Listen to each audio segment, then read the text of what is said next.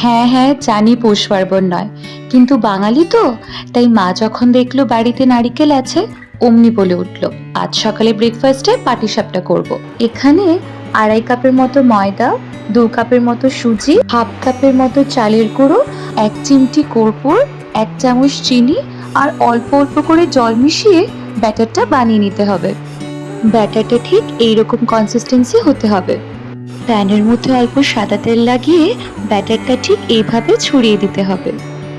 কয়েক সেকেন্ডের জন্য রেখে তার মধ্যে নারিকেল আসানো কিংবা আপনারা ক্ষীরও ব্যবহার করতে পারেন। এবার একটি চামচের সাহায্যে রোল করে নিতে হবে, দেখুন ঠিক এইভাবে। বাকি পাটিসাপটাগুলো ঠিক একই প্রসেসে বানিয়ে নিতে হবে। বাড়িতে হঠাৎ করে কোনো গেস্ট চলে এলে এই চটজলদি নরম তুলতুলে পাটিসাপটাগুলো মন্দ হবে না কিন্তু।